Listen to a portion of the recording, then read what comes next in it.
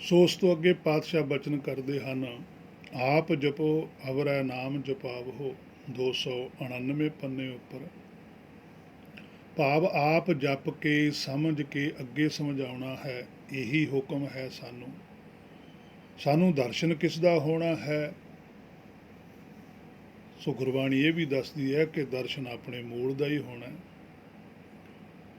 ਭਾਵ ਸੁਰਤ ਧਿਆਨ ਕਿੱਥੋਂ ਉੱਠਦਾ ਹੈ ਅਤੇ ਜਦੋਂ ਸਰੀਰ ਰਾਤ ਨੂੰ ਸੌਂ ਜਾਂਦਾ ਹੈ ਉਦੋਂ ਸੁਰਤ ਧਿਆਨ ਕਿੱਥੇ ਹੁੰਦਾ ਹੈ? ਕਿਉਂਕਿ ਜਦੋਂ ਸਰੀਰ ਸੌਂਦਾ ਹੈ ਤਾਂ ਸੁਰਤ ਤਾਂ ਅੰਦਰ ਹੀ ਹੁੰਦੀ ਹੈ, ਫਿਰ ਵੀ ਮਨ ਦੇ ਮੰਨਣ 'ਤੇ ਹੈ। ਜੇ ਤਾਂ ਆਤਮ ਸਮਰਪਣ ਕਰ ਦੇਵੇ ਤਾਂ ਪਰਚਾ ਲੱਗ ਜਾਵੇਗਾ ਸ਼ਬਦ ਦਾ, ਨਹੀਂ ਤਾਂ ਜਾਣਦਾ ਹੋਇਆ ਵੀ ਮਨ ਹਰਾਮੀ ਹੋ ਕੇ ਅੰਤਰ ਆਤਮਾ ਦੀ ਗੱਲ ਨਹੀਂ ਸੁਣਦਾ। ਤਾਂ ਹੀ ਪਾਤਸ਼ਾਹ ਨੇ ਕਿਹਾ ਨਾ, ਮਨ ਨੂੰ ਸਾਰਾ ਪਤਾ, ਮਨ ਜਾਣਤ ਸਭ ਬਾਤ। ਸੋ ਜੇ ਪਰਚਾ ਲੱਗ ਜਾਵੇ, ਫਿਰ ਅਗਲੀ ਪੰਕਤੀ ਵਿੱਚ ਸ੍ਰੀ ਭਗਤ ਰਵਿਦਾਸ ਜੀ ਪਾਤਸ਼ਾਹ ਦੱਸਦੇ ਹਨ ਕਿ ਪਰਚੈ ਰਾਮ ਰਵੈ ਜੈ ਕੋਈ, ਪਾਰਸ ਪਰਸੈ ਦੁਵਿਧਾ ਨਾ ਹੋਈ। ਭਗਤ ਸਾਹਿਬ ਜੀ ਆਖਦੇ ਹਨ ਕਿ ਜੇ ਪਰਚੈ ਭਾਵ ਮਨ ਪਰਚ ਜਾਵੇ ਰਾਮ ਦੇ ਨਾਲ, ਭਾਵ ਆਪਣੇ ਮੂਲ ਦੇ ਨਾਲ ਜੁੜ ਜਾਵੇ, ਉਹਦੇ ਵਿੱਚ ਸਮਾ ਜਾਵੇ ਤੇ ਆਪਣੇ ਮੂਲ ਨੂੰ ਪਛਾਣ ਕੇ ਸਮਾ ਕੇ ਫਿਰ ਇਹ ਇੱਕ ਹੋ ਜਾਂਦਾ ਹੈ। ਫਿਰ ਇਹ ਦਾਲ ਨਹੀਂ ਰਹਿੰਦਾ, ਦੋ ਹਿੱਸਿਆਂ ਵਿੱਚ ਨਹੀਂ ਰਹਿੰਦਾ, ਇਹ ਸਾਬਤ ਸੂਰਤ ਬਣ ਜਾਂਦਾ ਹੈ। ਦਸਤਾਰ ਸਿਰਾ, ਫਿਰ ਇਹਦੇ ਸਿਰ ਦੇ ਉੱਪਰ ਦਸਤ ਆ ਜਾਂਦਾ, ਭਾਵ ਕਿ ਹੁਕਮ ਆ ਜਾਂਦਾ, ਹੁਕਮ ਹਾਥ। ਪਾਰਸ ਪਰਸੈ ਦੁਵਿਧਾ ਨਾ ਹੋਈ। ਹੁਣ ਇੱਥੇ ਪਾਰਸ ਸ਼ਬਦ ਕੋਈ ਪੱਥਰ ਦੀ ਗੱਲ ਨਹੀਂ ਕੀਤੀ, ਇੱਥੇ ਸ਼ਬਦ ਹੈ ਪਾਰਸ, ਕਿ ਜਿਸ ਨੂੰ ਉਹ ਰਸ ਮਿਲ ਗਿਆ। ਜਦੋਂ ਰਸ ਮਿਲ ਜਾਂਦਾ ਤਾਂ ਦੁਬਾਰਾ ਇਹਦੇ ਅੰਦਰ ਫਿਰ ਦੁਵਿਧਾ ਨਹੀਂ ਹੁੰਦੀ, ਭਾਵ ਕਿ ਇਹ ਦੁਬਾਰਾ ਫਿਰ ਇਹ ਦਾਲ ਨਹੀਂ ਹੁੰਦਾ, ਇੱਕ ਹੀ ਰਹਿੰਦਾ, ਕਿਉਂਕਿ ਰਸ ਮਿਲਦਾ। ਮਾਇਆ ਦੇ ਰਸ ਛੱਡੇ ਹੁੰਦੇ ਨੇ, ਹੁਕਮ ਦਾ ਰਸ ਇਹਨੂੰ ਆਉਣ ਲੱਗ ਜਾਂਦਾ। ਸੋ ਇਹ ਜੋਗ ਹੈ, ਇਸੇ ਨੂੰ ਜੋੜਾ ਆਖਦੇ ਹਨ। ਇਸੇ ਥਾਂ 'ਤੇ ਧਿਆਨ ਲਾਉਣਾ ਹੈ। ਇਸੇ ਅਵਸਥਾ ਨੂੰ ਗੁਰਬਾਣੀ ਸਹਿਜ ਸੁਣ ਕੇ ਘਾਟ ਵਾਲੀ ਆਖਦੀ ਹੈ। ਤ੍ਰਿਕੁਟੀ ਛੱਡ ਕੇ ਦੀਵਾਰ 'ਤੇ ਬੈਠ ਗਿਆ ਜਾ ਕੇ, ਲੇਕਿਨ ਅਜੇ ਦਰਵਾਜ਼ੇ ਉੱਪਰ ਹੀ ਬੈਠਾ ਹੈ, ਦਰਵਾਜ਼ਾ ਖੁੱਲ੍ਹਿਆ ਨਹੀਂ। ਇੱਥੇ ਬੈਠ ਕੇ ਧਿਆਨ ਸ਼ੁਰੂ ਹੁੰਦਾ, ਦਰਵਾਜ਼ੇ 'ਤੇ ਬੈਠ ਕੇ ਧਿਆਨ ਲਾਉਂਦਾ ਹੈ, ਕਿਉਂਕਿ ਗਿਆਨ ਦੀ ਲੋੜ ਨਹੀਂ ਹੁਣ ਇੱਥੇ ਸਿਰਫ ਹੁਣ ਇਕੱਲਾ ਹੀ ਧਿਆਨ ਹੈ। ਗਿਆਨ ਨੇ ਤਾਂ ਮਨ ਨੂੰ ਰੋਕ ਲਿਆ, ਗਿਆਨ ਕਬਦ ਦਾ ਮਨ ਹੈ। ਬਸ ਗਿਆਨ ਦਾ ਇੰਨਾ ਹੀ ਕੰਮ ਸੀ ਕਿ ਮਨ ਨੂੰ ਮਾਇਆ 'ਚੋਂ ਪੱਟਣਾ, ਮਨ ਨੂੰ ਮਾਇਆ 'ਚੋਂ ਪੱਟ ਕੇ ਲਿਜਾ ਕੇ ਸਹਿਜ ਸੁਣ ਕੇ ਘਾਟ 'ਤੇ ਲਿਆਂਦਾ। ਘਾਟ ਹੈ, ਦਰਵਾਜ਼ਾ ਕਹਿ ਦਿਓ, ਘਾਟ ਕਹਿ ਦਿਓ। ਉੱਥੇ ਬੈਠ ਕੇ ਧਿਆਨ ਹੈ ਕਿ ਉਹ ਹੁਣ ਹੁਕਮ ਪ੍ਰਗਟ ਹੋਵੇ, ਉਹ ਸ਼ਬਦ ਸੁਣੇ, ਉਹ ਤੁਰ ਕੀ ਬਾਣੀ ਸੁਣੇ ਜਿਹੜੀ ਬਿਨਾਂ ਕੰਨਾਂ ਤੋਂ ਸੁਣਦੀ ਹੈ। ਸੋ ਇਸ ਥਾਂ 'ਤੇ ਧਿਆਨ ਲਾਉਣਾ, ਇਹ ਅਵਸਥਾ ਉਹੀ ਸਹਿਜ ਸੁਣ ਕੇ ਘਾਟ ਵਾਲੀ ਹੈ, ਭਾਵ ਕਿ ਤ੍ਰਿਕੁਟੀ ਛੱਡ ਕੇ ਦੀਵਾਰ 'ਤੇ ਬੈਠ ਗਏ ਜਾ ਕੇ, ਲੇਕਿਨ ਅਜੇ 10ਵਾਂ ਦੀਵਾਰ ਨਹੀਂ ਖੁੱਲ੍ਹਾ। ਇੱਥੇ ਬੈਠ ਕੇ ਧਿਆਨ ਲਾਵੇਗਾ, ਆਰਾਧਨਾ ਕਰੇਗਾ। ਆਰਾਧਨਾ ਆਰਾਧਨੀਕਾ, ਹਰ ਹਰ ਨਾਮ ਆਰਾਧਨਾ, ਇੱਥੇ ਨਾਮ ਦੀ ਆਰਾਧਨਾ ਸ਼ੁਰੂ ਹੁੰਦੀ ਹੈ। ਇਹ ਅਵਸਥਾ ਵਿੱਚ ਮਾਇਆ ਵੱਲੋਂ ਮਨ ਸੁੰਨ ਹੈ ਅਤੇ ਮੂਲ ਕਰਕੇ ਸਹਿਜ ਹੈ। ਇਹੀ ਸਹਿਜ ਸਮਾਧ ਉਪਾਦ ਰਹਿਤ ਹੋਏ ਵੱਡੇ ਭਾਗ ਲਿਵ ਲਾਗੀ। ਹੁਣ ਸਹਿਜ ਸਮਾਧ ਰਹਿਤ ਹੈ, ਹੁਣ ਲੱਗਣੀ ਹੈ ਲਿਵ, ਧਿਆਨ। ਇਹ ਉਹੀ ਅਵਸਥਾ ਹੋ ਜਾਂਦੀ ਹੈ ਜਿਵੇਂ ਗਰਭ ਦੇ ਵਿੱਚ ਬੱਚੇ ਦੀ ਹੁੰਦੀ ਹੈ। ਹੁਕਮ ਨਾਲ ਲਿਵ ਲੱਗੀ ਰਹਿੰਦੀ ਹੈ, ਸਰੀਰ ਬਣਾ ਰਿਹਾ ਹੁੰਦਾ ਮਾਇਆ ਦਾ। ਹੁਣ ਲਿਵ ਲਾਉਣੀ ਹੈ ਨਿਰਾਕਾਰੀ ਸਰੀਰ ਬਣਾਉਣ ਵਾਸਤੇ। ਇਸ ਲਈ ਗੁਰਬਾਣੀ ਆਖਦੀ ਹੈ ਕਿ ਸਹਿਜ ਸਮਾਧ ਉਪਾਦ ਰਹਿਤ ਹੋਏ ਵੱਡੇ ਭਾਗ ਲਿਵ ਲਾਗੀ। 1106 ਪੰਨੇ ਉੱਪਰ ਵਚਨ ਹੈ। ਕਿਉਂਕਿ ਪਤਾ ਲੱਗ ਗਿਆ ਕਿ ਇੱਥੋਂ ਤੱਕ ਗਿਆਨ ਹੋ ਗਿਆ ਕਿ ਕਾਰਨ ਕੀ ਹੈ, ਮਨ ਟਿਕਦਾ ਕਿਉਂ ਨਹੀਂ ਸੀ, ਕਿੱਥੋਂ ਬਾਹਰ ਜਾਂਦਾ, ਮਨ ਦੀ ਕਲਪਨਾ ਦਾ ਕਾਰਨ ਕੀ ਹੈ। ਗਿਆਨ ਨਾਲ ਪਤਾ ਚੱਲੇਗਾ ਕਿਵੇਂ ਕੱਟੀ ਜਾਵੇਗੀ ਕਲਪਨਾ, ਮਾਇਆ ਦੀ ਇੱਛਾ, ਜਿਹੜੇ ਦਰਵਾਜ਼ੇ ਰਾਹੀਂ ਮਨ ਬਾਹਰ ਜਾਂਦਾ ਉਹ ਬੰਦ ਕੀਤਾ ਜਾਵੇ। ਇਹ ਸਭ ਜਪ ਨਾਲ, ਭਾਵ ਸਮਝ ਨਾਲ ਤੇ ਗੁਰਬਾਣੀ ਤੋਂ ਗਿਆਨ ਲੈਣ ਨਾਲ ਪਤਾ ਲੱਗ ਜਾਂਦਾ। ਸ੍ਰੀ ਕਬੀਰ ਜੀ ਪਾਤਸ਼ਾਹ ਕਹਿੰਦੇ ਹਨ ਕਿ ਗੁਰ ਦਿਖਲਾਈ ਮੋਰੀ ਜਿਤ ਮਿਰਗ ਪੜਤ ਹੈ ਚੋਰੀ। ਕਹਿੰਦੇ ਸਤਿਗੁਰ ਨੇ ਮੈਨੂੰ ਉਹ ਮੋਰੀ ਦਿਖਾ ਦਿੱਤੀ ਜਿੱਥੋਂ ਮਨ ਬਾਹਰ ਜਾਂਦਾ ਸੀ ਤੇ ਕਲਪਨਾ ਵਿੱਚ ਫਸ ਜਾਂਦਾ। ਇਸ ਲਈ ਜੋ ਸਿੱਧਾ ਹੀ ਧਿਆਨ ਲਾਉਂਦੇ ਨੇ, ਜੋ ਸਿੱਧਾ ਹੀ ਧਿਆਨ ਲਾਉਣ ਨੂੰ ਆਖਦੇ ਹਨ, ਉਹ ਜੋਗ ਮਤ ਦੇ ਧਾਰਨੀ ਤਾਂ ਹੋ ਸਕਦੇ ਨੇ, ਪਰ ਗੁਰਮਤ ਦੇ ਨਹੀਂ। ਜੋਗੀ ਸਰੀਰ 'ਚੋਂ ਪੈਦਾ ਹੋਣ ਵਾਲੀਆਂ ਆਵਾਜ਼ਾਂ ਨੂੰ ਹੀ ਨਾਦ ਸਮਝਦੇ ਹਨ, ਜਦ ਕਿ ਗੁਰਮਤ ਨਹੀਂ ਮੰਨਦੀ। ਗੁਰਮਤ ਦਾ ਨਾਦ ਵੀ ਵੱਖਰਾ ਹੈ, ਗੁਰਮਤ ਦਾ ਗਿਆਨ ਵੀ ਵੱਖਰਾ ਹੈ। ਸੋ ਇਸੇ ਕਰਕੇ 879 ਪੰਨੇ ਉੱਪਰ ਗੁਰਬਾਣੀ ਆਖਦੀ ਹੈ, ਧੁਨ ਮੈਂ ਧਿਆਨ, ਧਿਆਨ ਮੈਂ ਜਾਣਿਆ, ਗੁਰਮੁਖ ਅਕਥ ਕਹਾਣੀ। ਸੋ ਧੁਨ ਕੀ ਹੈ, ਉਸ ਦਾ ਗਿਆਨ ਲਏ ਬਿਨਾਂ ਧਿਆਨ ਕਿਵੇਂ ਲੱਗ ਸਕਦਾ ਧੁਨ ਵਿੱਚ। ਇਸੇ ਲਈ ਧੁਨ ਨੂੰ ਵੀ ਬਾਹਰਲੇ ਕੰਨਾਂ ਨਾਲ ਹੀ ਸੁਣਨ ਵਾਲੀ ਆਵਾਜ਼ ਹੀ ਸਮਝ ਲਿਆ, ਪਰ ਇਹ ਤਾਂ ਸਹਿਜ ਧੁਨ ਹੈ। ਇਹ ਅੰਦਰਲੇ ਕੰਨਾਂ ਨਾਲ ਸੁਣਦੀ ਹੈ, ਨਾ ਕਿ ਬਾਹਰਲੇ ਕੰਨਾਂ ਨਾਲ ਸੁਣਦੀ ਹੈ। ਬਾਹਰਲੇ ਕੰਨਾਂ ਨਾਲ ਤਾਂ ਗੁਰਬਾਣੀ ਸੁਣਦੀ ਹੈ, ਅੰਦਰਲੇ ਕੰਨਾਂ ਨਾਲ ਬਾਣੀ ਸੁਣਦੀ ਹੈ। ਉਹ ਸਰਵਣਾ ਦਾ ਵਿਸ਼ਾ, ਇਹ ਕੰਨਾਂ ਦਾ ਵਿਸ਼ਾ। ਇਸੇ ਕਰਕੇ ਦੂਸਰੇ ਪਾਤਸ਼ਾਹ ਨੇ ਵੀ ਗੁਰਬਾਣੀ ਵਿੱਚ ਇਹ ਵਚਨ ਕੀਤਾ ਕਿ ਅੱਖਾਂ ਵਾਜੋਂ ਵੇਖਣਾ ਬਿਨ ਕੰਨੀ ਸੁਣਨਾ। ਬਾਹਰਲੀਆਂ ਅੱਖਾਂ ਨਾਲ ਨਹੀਂ ਦਿਸਦਾ, ਉਹ ਅੰਦਰਲੀਆਂ ਅੱਖਾਂ ਨੇ, ਉਹਨਾਂ ਨੂੰ ਨੇਤਰ ਕਹਿੰਦੇ। ਬਾਹਰਲੇ ਕੰਨਾਂ ਨਾਲ ਨਹੀਂ ਸੁਣਦਾ, ਉਹ ਅੰਦਰਲੇ ਕੰਨ ਨੇ, ਉਹਨਾਂ ਨੂੰ ਸਰਵਣ ਕਹਿੰਦੀ ਹੈ ਗੁਰਬਾਣੀ। ਇਹ ਸਰਵਣੋ ਮੇਰੇ, ਉਹ ਸਰਵਣਾ ਨਾਲ ਹੀ ਸੱਚ ਸੁਣ ਸਕਦਾ। ਬਾਹਰਲੇ ਕੰਨਾਂ ਨਾਲ ਤਾਂ ਮਾਇਆ ਤੇ ਸੱਚ ਇਕੱਠਾ ਸੁਣਦਾ। ਇਹਦੇ ਵਿੱਚੋਂ ਹੀ ਅਸੀਂ ਵਿਚਾਰ ਕਰਦੇ ਹਾਂ ਵੀ ਕੀ ਮਾਇਆ, ਕੀ ਸੱਚ ਹੈ। ਪਰ ਜਦੋਂ ਸਾਡੀ ਬੁੱਧੀ ਇੰਨੀ ਬਰੀਕੀ ਨਾਲ ਇਹਨੂੰ ਵਿਚਾਰਨ ਲੱਗ ਜਾਂਦੀ ਹੈ ਕਿ ਸੱਚ ਕੀ ਹੈ, ਝੂਠ ਕੀ ਹੈ, ਇਹ ਜਦੋਂ ਸੱਚ ਨੂੰ ਪਰਖ ਲੈਂਦਾ ਵੀ ਆਹ ਸੱਚ ਹੈ, ਉਹ ਰੱਖੀ ਜਾਂਦਾ ਸੱਚ ਇਕੱਠਾ ਕਰ ਕਰਕੇ ਹਿਰਦੇ ਦੇ ਅੰਦਰ। ਉਹ ਹਿਰਦੇ ਵਿੱਚ ਜਿਹੜਾ ਸੱਚ ਜਦੋਂ ਹਿਰਦੇ 'ਚ ਇਕੱਠਾ ਆਉਂਦਾ, ਉਹਦੀ ਗਰਮੈਸ਼ ਹੈ ਜਿਹੜੀ ਸੱਚ ਦੀ, ਉਹਦੇ ਨਾਲ ਉਹ ਜਿਹੜਾ ਸ਼ਬਦ ਗੁਰੂ ਉਹ ਅੰਦਰੋਂ ਪ੍ਰਗਟ ਹੁੰਦਾ। ਤਿੱਥੇ ਗਿਆਨ ਖੰਡ ਮੈਂ ਗਿਆਨ ਪ੍ਰਚੰਡ, ਕਿਉਂਕਿ ਉਹ ਪਿਆ ਹੀ ਹੈ ਪਹਿਲਾਂ ਹੀ। ਨਾਮ ਤਾਂ ਸਾਡੇ ਕੋਲ ਪਹਿਲਾਂ ਹੀ ਹੈ। ਜਦੋਂ ਤੋਂ ਅਸੀਂ ਸੱਚਖੰਡ 'ਚੋਂ ਆਏ ਹਾਂ ਬਾਹਰ, ਉਦੋਂ ਤੋਂ ਹੀ ਪਰਮੇਸ਼ਰ ਨੇ ਆਪਣਾ ਹੁਕਮ ਸਾਡੇ ਨਾਲ ਭੇਜਿਆ। ਉਹ ਬੀਜ ਰੂਪ ਉਹੀ ਹੈ, ਉਸੇ ਨੂੰ ਹੀ ਬੀਜ ਮੰਤਰ ਸਰਬ ਕੋ ਗਿਆਨ ਕਿਹਾ। ਉਸੇ ਬੀਜ ਮੰਤਰ ਕਰਕੇ ਤਾਂ ਇੱਥੇ ਤੱਕ ਪਹੁੰਚੇ। ਉਹ ਬੀਜ ਉਸੇ ਤਰ੍ਹਾਂ ਹੀ ਪਿਆ। ਹੁਣ ਉਹਦੀ ਰੁੱਤ ਹੈ। ਇਹ ਮਨੁੱਖਾ ਸਰੀਰ ਦੇ ਆ ਕੇ ਰੁੱਤ ਹੁੰਦੀ ਹੈ, ਜਿਵੇਂ ਪਾਤਸ਼ਾਹ ਕਹਿੰਦੇ ਇੱਕ ਹੋਏ। ਪਰ ਇੱਥੇ ਰੁੱਤ ਤਾਂ ਬਣਨੀ ਹੈ ਜੇ ਉਹ ਇੱਕ ਹੋ ਜਾਵੇ। ਜਦੋਂ ਆਤਮਾ ਪ੍ਰਾਤਮਾ ਇੱਕ ਹੋ ਜਾਂਦੀਆਂ ਨੇ, ਦੋਨਾਂ ਦੀ ਇੱਕ ਸੁਰ ਹੋ ਜਾਂਦੀ ਹੈ। ਅੰਤਰ ਕੀ ਦੁਵਿਧਾ ਅੰਤਰ ਮਰੈ, ਜਦੋਂ ਇਹਦੀ ਅੰਤਰ ਦੀ ਦੁਵਿਧਾ ਖਤਮ ਹੋ ਜਾਂਦੀ ਹੈ, ਇੱਕ ਗੱਲ ਹੋ ਜਾਂਦੀ ਹੈ। ਜੋ ਗੁਰਬਾਣੀ ਨੇ ਕਿਹਾ ਹੋਇਆ ਉਸ 'ਤੇ 100% ਖਰਾ ਉਤਰ ਲੱਗ ਜਾਂਦੇ ਜੀਵ ਆਤਮਾ। ਗੁਰਬਾਣੀ ਦਾ ਜਿਹੜਾ ਉਪਦੇਸ਼ ਹੈ, ਇਹਦੇ ਵਿੱਚ ਜਿਹੜਾ ਨਿੱਘ ਹੈ, ਇਹਦੇ ਵਿੱਚ ਜਿਹੜਾ ਪਾਣੀ ਹੈ, ਇਹਦੇ ਵਿੱਚ ਜਿਹੜੀ ਤਪਸ਼ ਹੈ, ਇਹਦੀ ਤਪਸ਼ ਤੇ ਪਾਣੀ ਦੇ ਨਾਲ ਭਾਵ ਕਿ ਇਸੇ ਕਰਕੇ ਪਾਣੀ ਪਿਤਾ ਲਿਖਿਆ, ਮਤ ਮਾਤਾ ਪਿਤਾ ਸੰਤੋਖ। ਜਦੋਂ ਇਹਨੂੰ ਮਾਇਆ ਤੋਂ ਖੜਾ ਛੁੱਟ ਜਾਂਦਾ, ਸੰਤੋਖੀ ਹੋ ਜਾਂਦਾ, ਇਹ ਦੋਨਾਂ ਦੀ ਗਰਮੈਸ਼ ਜਦੋਂ ਹਿਰਦੇ ਵਿੱਚ ਪੈਂਦੀ ਹੈ, ਉਹ ਗਰਮੈਸ਼ ਦੇ ਨਾਲ ਸ਼ਬਦ ਗੁਰੂ ਪ੍ਰਗਟ ਹੋ ਜਾਂਦਾ। ਉਹਨੂੰ ਕਹਿੰਦੇ ਗਿਆਨ ਖੰਡ ਮੈਂ ਗਿਆਨ ਪ੍ਰਚੰਡ। ਉਹ ਪ੍ਰਚੰਡ ਅੱਗ ਹੁੰਦੀ ਹੈ। ਬਸ ਫੇਰ ਨਹੀਂ, ਉਹ ਸਾਰੀ ਖੋਟ ਨੂੰ ਸਾੜ ਕੇ ਰੱਖ ਦਿੰਦਾ ਹਿਰਦੇ 'ਚ। ਜਿੰਨੀ ਵੀ ਖੋਟ ਪਈ ਹੁੰਦੀ ਹੈ ਸਭ ਮੈਲ ਚੱਕ ਕੇ ਬਾਹਰ ਮਾਰਦਾ। ਆਤਮਾ ਤੇ ਸਰੀਰ ਆ ਜਿਹੜਾ ਮਾਇਆ ਦਾ ਬਾਹਰ ਪਾਇਆ ਹੋਇਆ, ਇਹਨੂੰ ਵੱਖ-ਵੱਖ ਕਰ ਦਿੰਦਾ।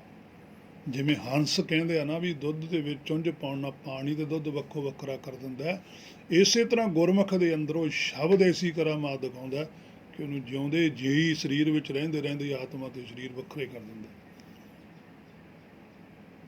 ਇਹ ਉਹਦੀ ਬਹੁਤ ਵੱਡੀ ਕਰਾਮਾਤ ਹੈ। ਸੋ ਕੰਨਾਂ ਤੇ ਉਹ ਬਿਨਾਂ ਸੁਣਦਾ, ਉਹ ਸਰਵਣਾ ਨਾਲ ਸੁਣਦਾ। ਇਹ ਵੀ ਕਹਿ ਸਕਦੇ ਹਾਂ ਅਸੀਂ ਕਿ ਉਹ ਫੁਰਦਾ।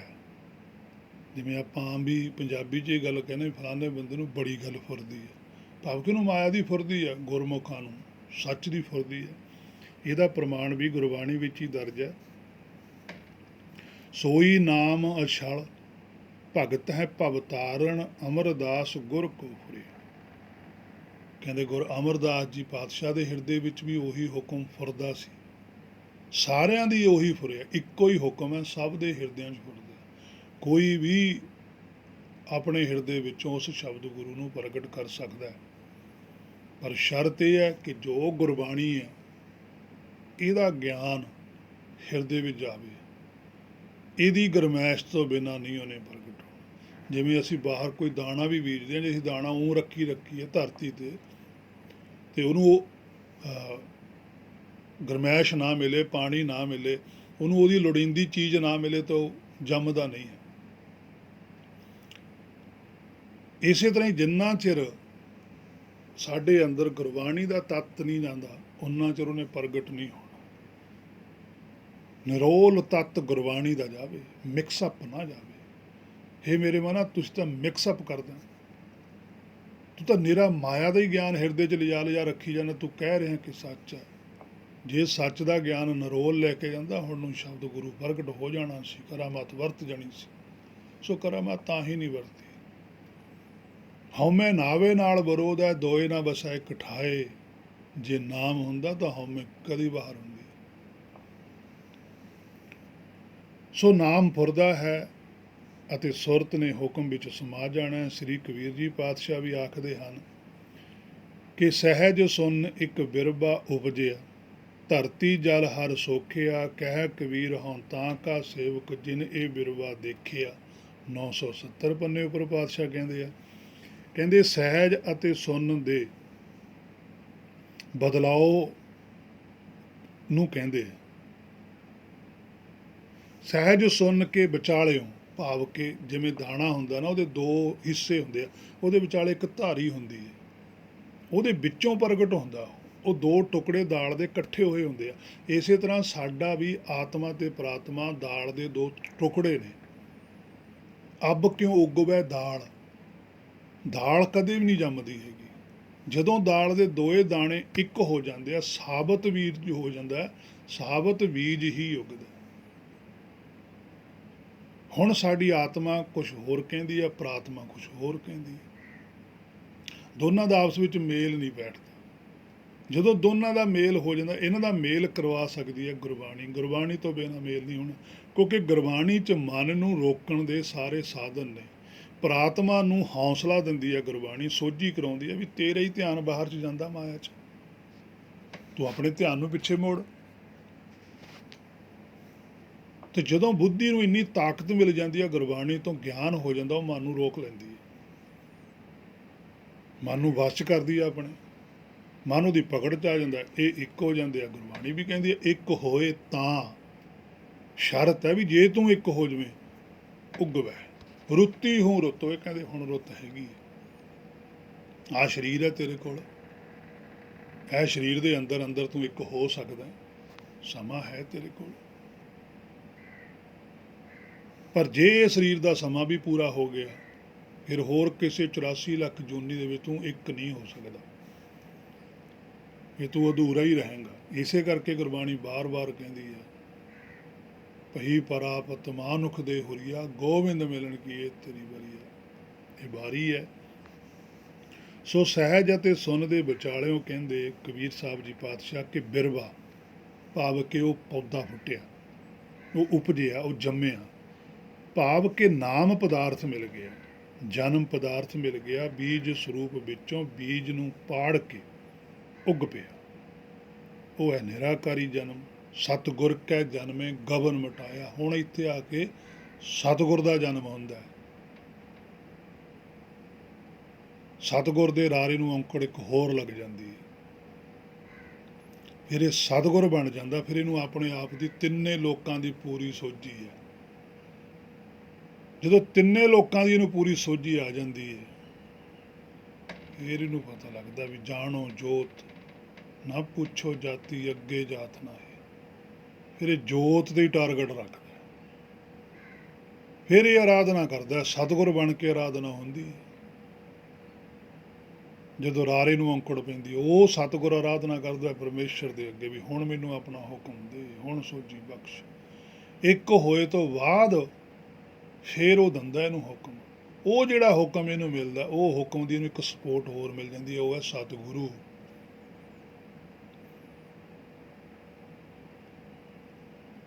ਆਨੰਦ ਭਇਆ ਮੇਰੀ ਮਾਏ, ਸਤਿਗੁਰੂ ਮੈਂ ਪਾਇਆ, ਸਤਿਗੁਰ ਤਾਂ ਪਾਇਆ ਸਹਿਜ ਸੇਤੀ। ਦੇਖੋ, ਪਹਿਲਾਂ ਸਤਿਗੁਰੂ ਸ਼ਬਦ ਲਿਖਦਾ, ਬਾਅਦ ਚ ਸਤਿਗੁਰ ਸ਼ਬਦ ਲਿਖਦੇ ਕਿ ਪਹਿਲਾਂ ਮੈਂ ਸਤਿਗੁਰ ਬਣਿਆ। ਸਤਿਗੁਰ ਤੋਂ ਹੀ ਸਤਿਗੁਰੂ ਹੈ ਜਿਹੜਾ, ਉਹਦਾ ਜਿਹੜਾ ਹੁਕਮ ਹੈ ਉਹ ਮਿਲਿਆ ਮੈਨੂੰ। ਸਤਿਗੁਰ ਤੋਂ ਬਿਨਾਂ ਨਹੀਂ ਹੈ। ਅਸੀਂ ਸਤਿਗੁਰ ਦੀ ਜਿਹੜੀ ਆਇਡੈਂਟੀ ਹੈ ਉਹ ਛੱਡੀ ਹੋਈ ਹੈ। ਅਸੀਂ ਸਤਿਗੁਰ ਨੂੰ ਹੀ ਸਤਿਗੁਰੂ ਕਹੀ ਜਾਂਦੇ ਹਾਂ। ਸਤਿਗੁਰੂ ਪਰਮੇਸ਼ਰ ਹੈ, ਅਕਾਲ ਪੁਰਖ ਹੈ, ਹੁਕਮ ਹੈ, ਉਹ ਮਾਇਆ 'ਚ ਨਹੀਂ ਆਉਂਦਾ। ਸਤਿਗੁਰ ਮਾਇਆ 'ਚ ਰਹਿੰਦਾ, ਗੁਰਦੇਵ ਮਾਇਆ 'ਚ ਰਹਿੰਦਾ। ਇਸੇ ਕਰਕੇ ਗੁਰਬਾਣੀ ਦਾ ਇੱਕ ਸਭ ਤੋਂ ਵੱਡਾ ਬਚਨ ਹੈ, ਇੱਕ ਓੰਕਾਰ ਸਤਿਗੁਰ ਪ੍ਰਸਾਦ। ਕਿ ਜਿਹੜੀ ਜੋਤ ਭਵ ਸਾਗਰ ਦੇ ਅੰਦਰ ਆਈ ਹੋਈ ਹੈ ਉਹ ਸਤਿਗੁਰ ਹੈ। ਇਹਦੇ ਉੱਤੇ ਪ੍ਰਸਾਦ ਹੋਣੀ ਹੈ। ਉੱਥੇ ਗੁਰ ਪ੍ਰਸਾਦ ਹੈ, ਇੱਥੇ ਸਤਿਗੁਰ ਪ੍ਰਸਾਦ ਹੈ। ਗੁਰ ਦੇ ਉੱਪਰ ਕਿਰਪਾ ਹੋਣੀ ਹੈ। ਪਹਿਲਾਂ ਤਾਂ ਮਨ ਨੇ ਕਿਰਪਾ ਕਰਵਾਉਣੀ ਹੈ ਗੁਰਬਾਣੀ ਤੋਂ। ਮਨ ਮਾਇਆ ਛੱਡੇ। ਜਦੋਂ ਮਨ ਮਾਇਆ ਛੱਡ ਗਿਆ, ਆਪਣੇ ਮੂਲ ਨਾਲ ਜੁੜ ਗਿਆ, ਭਾਵ ਕਿ ਮਨ ਹੀ ਹੈ, ਦੋ ਨਹੀਂ ਹੈ, ਵੈਸੇ ਇੱਕੋ ਹੀ ਹੈ। ਜਦੋਂ ਕਿਸੇ ਚੀਜ਼ ਨੂੰ ਸਮਝਾਉਣਾ ਜਾਂ ਸਮਝਾਇਆ ਜਾਂਦਾ ਸ਼ਬਦਾਂ ਦੇ ਵਿੱਚ, ਤਾਂ ਉਹਦੇ ਪਾਤਰ ਘੜੇ ਜਾਂਦੇ। ਵਾਸਤਵ ਦੇ ਵਿੱਚ ਹੈ ਇੱਕੋ ਹੀ, ਕਹਿਣ ਸੁਣਨ ਕੋ ਦੂਜਾ। ਕਿ ਜਦੋਂ ਮਨ ਨੂੰ ਗੁਰਬਾਣੀ ਦੀ ਸੋਝੀ ਆਉਣ ਲੱਗ ਜਾਂਦੀ ਹੈ, ਮਾਇਆ ਛੱਡ ਜਾਂਦਾ, ਤਾਂ ਇਹ ਫਿਰ ਇੱਕ ਹੋ ਜਾਂਦਾ। ਇਹ ਫਿਰ ਗੁਰਬਾਣੀ ਤੇ ਖੜ ਜਾਂਦਾ ਆ ਕੇ ਵੀ ਤੁਸੀਂ ਦੱਸੋ ਕੀ ਕਰਨਾ। ਜਦੋਂ ਗੁਰਬਾਣੀ ਦੀ ਗੱਲ 100% ਮੰਨਣ ਲੱਗ ਜਾਂਦਾ, ਫਿਰ ਇਹ ਸਤਿਗੁਰ ਬਣ ਜਾਂਦਾ। ਕਿਉਂਕਿ ਸੱਤ ਤਾਂ ਇਹ ਆਪ ਹੀ ਹੈ। ਗੁਰਬਾਣੀ ਵਾਲੀ ਸੋਝੀ ਆ ਗਈ, ਸਤਿਗੁਰ ਬਣ ਗਿਆ। ਸਤਿਗੁਰ ਬਣਨ ਤੋਂ ਬਾਅਦ ਜਦੋਂ ਇਹਨੂੰ ਗੁਰਬਾਣੀ ਦੀ ਸੋਝੀ ਪੂਰੀ ਆ ਜਾਂਦੀ ਹੈ, ਮਾਇਆ ਤੋਂ ਪਰੇ ਖੜ ਜਾਂਦਾ, ਇਹਦੇ ਥੱਲੇ ਔਂਕੜ ਪੈ ਜਾਂਦੀ ਹੈ, ਫਿਰ ਇਹ ਸਤਿਗੁਰ ਬਣ ਜਾਂਦਾ। ਜਦੋਂ ਇਹ ਮਾਇਆ ਤੋਂ ਪੂਰਾ ਪਰੇ ਹੁੰਦਾ, ਹਰ ਇੱਕ ਗੱਲ ਮਾਇਆ ਤੋਂ ਤਿਆਗੀ ਹੋ ਜਾਂਦਾ, ਸਹਿਜ ਸੁਣ ਕੇ ਘਾਟ ਤੇ ਖੜ ਜਾਂਦਾ ਜਾ ਕੇ, ਫਿਰ ਇਹਨੂੰ ਪਰਮੇਸ਼ਰ ਵੱਲੋਂ ਨਾਮ ਮਿਲਦਾ। ਜਿਹਨੂੰ ਗੁਰਬਾਣੀ ਕਹਿੰਦੀ ਨਾਨਕ ਨਾਮ ਮਿਲੇ ਤਾਂ ਜੀਵਾਂ, ਫਿਰ ਇਹ ਜਿਉਂਦਾ ਹੋ ਜਾਂਦਾ। ਗੁਰਬਾਣੀ ਦੀ ਸੋਝੀ ਇਹਨੂੰ ਮਾਰ ਦਿੰਦੀ ਹੈ। ਸ਼ਬਦ ਮਰੋ ਮਰੋ ਫੁਨ ਜੀਵੈ, ਪੁਨਰਪ ਜਨਮ ਨਾ ਹੋਏ। ਗੁਰਬਾਣੀ ਦਾ ਸ਼ਬਦ, ਗੁਰਬਾਣੀ ਦਾ ਉਪਦੇਸ਼ ਮਨ ਨੂੰ ਮਾਰਦਾ, ਤੇ ਸੱਚਖੰਡ ਦੀ ਜਿਹੜੀ ਬਾਣੀ ਹੈ, ਧੁਰ ਬਾਣੀ ਹੈ, ਸ਼ਬਦ ਗੁਰੂ ਹੈ, ਉਹ ਇਹਨੂੰ ਜਿਉਂਦਾ ਕਰ ਦਿੰਦਾ ਤੇ ਜਿਉਂਦਾ ਹੋ ਜਾਂਦਾ। ਤੇ ਫਿਰ ਭਵ ਸਾਗਰ ਦੇ ਵਿੱਚ ਨਹੀਂ ਹੁੰਦਾ, ਸੱਚਖੰਡ ਵਿੱਚ ਹੁੰਦਾ। ਸਰੀਰ ਕੰਮ ਕਰਕੇ ਭਾਵੇਂ ਭਵ ਸਾਗਰ 'ਚ ਤੁਰਿਆ ਫਿਰਦਾ ਦਿਸਦਾ, ਪਾਤਸ਼ਾਹੀਆਂ ਦਿਸੀਆਂ, ਭਗਤ ਸਾਹਿਬਾਨ ਦਿਸਦੇ ਸੀ, ਪਰ ਉਹ ਇੱਥੇ ਨਹੀਂ ਸੀਗੇ। ਉਹ ਸੱਚ, ਉਹਨਾਂ ਦੀ ਜੋਤ ਹੁਕਮ ਸੱਚਖੰਡ ਨਾਲ ਜੁੜੀ ਹੋਈ ਸੀ। ਤਾਂ ਹੀ ਤਾਂ ਉਹਨਾਂ ਦੀ ਸਾਨੂੰ ਭਾਸ਼ਾ ਨਹੀਂ ਸਮਝ ਲੱਗ ਰਹੀ। ਜਦੋਂ ਸਰੀਰ ਕਰਕੇ ਬੋਲਦੇ ਸੀ, ਭਾਵੇਂ ਉਹ ਬੋਲਦੇ ਉਹਨਾਂ ਵਾਲੀ ਭਾਸ਼ਾ ਦੀ, ਪਰ ਲੋਕਾਂ ਨੂੰ ਪਤਾ ਨਹੀਂ ਸੀ ਲੱਗਦਾ ਵੀ ਕੀ ਗੱਲ ਕਹਿੰਦਾ। ਸਗੋਂ ਲੋਕ ਉਹਨਾਂ ਦਾ ਵਿਰੋਧ ਕਰਦੇ ਸੀ। ਇਸੇ ਕਰਕੇ ਅੱਜ ਸਾਡੇ ਕੋਲ ਗੁਰਬਾਣੀ ਹੈ, ਸਾਨੂੰ ਗੁਰਬਾਣੀ ਦੀ ਭਾਸ਼ਾ ਵੀ ਸਮਝ ਨਹੀਂ ਲੱਗ ਰਹੀ। ਸਾਨੂੰ ਬੋਲੀ ਦਾ ਜ਼ਰੂਰ ਪਤਾ ਵੀ ਇਹ ਪੰਜਾਬੀ ਹੈ। ਬੋਲੀ ਤੇ ਭਾਸ਼ਾ 'ਚ ਫਰਕ ਹੁੰਦਾ ਹੈ, ਪਰ ਜਿੰਨਾ ਚਿਰ ਸਾਨੂੰ ਗੁਰਬਾਣੀ ਵਾਲੀ ਭਾਸ਼ਾ ਨਹੀਂ ਨਾ ਆਉਂਦੀ, ਉਨਾ ਚਿਰ ਹੇ ਮੇਰੇ ਮਨਾ ਤੈਨੂੰ ਕੁਛ ਵੀ ਪ੍ਰਾਪਤ ਨਹੀਂ ਹੋਣਾ। ਤੈਨੂੰ ਆਪਣੀ ਭਾਸ਼ਾ ਬਦਲਣੀ ਪੈਣੀ ਹੈ, ਤੈਨੂੰ ਆਪਣਾ ਸੁਭਾਅ ਬਦਲਣਾ ਪੈਣਾ, ਤੈਨੂੰ ਗੁਰਬਾਣੀ ਵਾਲੀ ਭਾਸ਼ਾ ਸਿੱਖਣੀ ਪਊਗੀ। ਗੁਰਬਾਣੀ ਜਿਹੜੀ ਲਿਖੀ ਹੈ, ਅੱਖਰ ਭਾਵੇਂ ਪੰਜਾਬੀ ਦੇ ਨੇ, ਪਰ ਇਹ 'ਚ ਗੱਲ ਕੁਛ ਹੋਰ ਹੈ। ਇਨ ਅੱਖਰਾਂ ਮੈਂ ਕੋਈ ਗੁਰਮੁਖ ਖੋਜਿਆ, ਤਾਂ ਸਿਰਲੇਖ ਨਾ ਹੋਈ। ਕਹਿੰਦੇ ਉਹ ਫਿਰ ਲੇਖੇ ਤੋਂ ਬਾਹਰ ਜਾ ਸਕਦੀ ਹੈ ਜੀਵ ਆਤਮਾ। ਜਦੋਂ ਗੁਰਬਾਣੀ ਤੋਂ ਸੋਝੀ ਆਉਣ ਲੱਗ ਜਾਂਦੀ, ਗੁਰਬਾਣੀ ਭੈ ਮੁਕਤ ਕਰ ਦਿੰਦੀ ਹੈ। ਪੜ੍ਹਿਆ ਨਾਹੀਂ ਭੇਦ ਬੁੱਝਿਆ ਪਾਵਣਾ, ਪੜ੍ਹ ਕੇ ਨਹੀਂ ਗੱਲ ਬਣਦੀ। ਪੜ੍ਹ ਕੇ ਨਿਰਭੈ ਨਹੀਂ ਹੋਇਆ ਜਾ ਸਕਦਾ।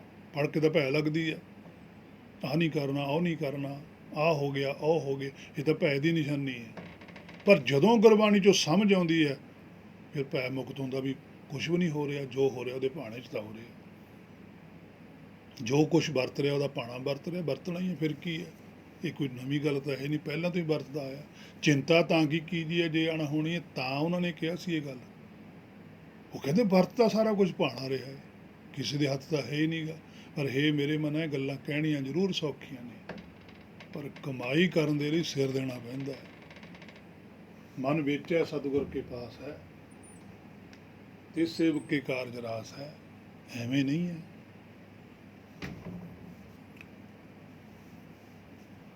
ਸੋ ਪਾਤਸ਼ਾਹ ਕਹਿੰਦੇ ਜਨਮ ਪਦਾਰਥ ਮਿਲ ਗਿਆ, ਨਿਰਾਕਾਰੀ ਜਨਮ ਹੋ ਗਿਆ, ਰਾਮ ਗਰਭ ਚੋਂ ਬਾਹਰ ਹੋ ਗਿਆ, ਭਵ ਸਾਗਰ ਵਿੱਚੋਂ ਬਾਹਰ ਨਿਕਲ ਗਿਆ। ਗੁਰਬਾਣੀ ਸਾਨੂੰ ਬਾਰ-ਬਾਰ ਮਾਰਗ ਦਿਖਾ ਰਹੀ ਹੈ ਕਿ ਗੁਰਮਤਿ ਗਿਆਨ ਮਾਰਗ ਹੈ। ਇਹ ਇੱਕ ਵਿਸ਼ੇ ਦੀ ਪੜ੍ਹਾਈ ਹੈ, ਕੋਈ ਪਾਰਟ ਲਾਈਫ ਟਾਈਮ ਵਿਸ਼ਾ ਨਹੀਂ ਹੈ। ਇਹ ਨਹੀਂ ਵੀ ਕੋਈ ਜਿਵੇਂ ਆਪਾਂ ਪਾਰਟ ਟਾਈਮ 'ਤੇ ਕੰਮ ਕਰਦੇ ਹਾਂ, ਇਸ ਤਰ੍ਹਾਂ ਦੀ ਗੱਲ ਨਹੀਂ। ਇਹ ਤਾਂ ਬਹੁਤ ਜ਼ਰੂਰੀ ਹੈ। ਗੁਰਬਾਣੀ ਕੰਪਲਸਰੀ ਹੈ ਵਿਸ਼ਾ, ਬਾਕੀ ਸਾਰਾ ਕੁਝ ਆਮ ਹੈ। ਗੁਰ ਕੀ ਮੱਤ ਲੈਣ ਨੂੰ ਆਖ ਰਹੀ ਹੈ। ਸਾਨੂੰ ਆਪਣੇ ਅੰਦਰ ਇਮਾਨਦਾਰੀ ਨਾਲ ਵੇਖਣਾ ਚਾਹੀਦਾ ਹੈ ਕਿ ਮੈਂ ਵਾਕਿਆ ਹੀ ਗੁਰਮਤਿ ਲੈ ਰਿਹਾ ਹਾਂ ਜਾਂ ਨਹੀਂ।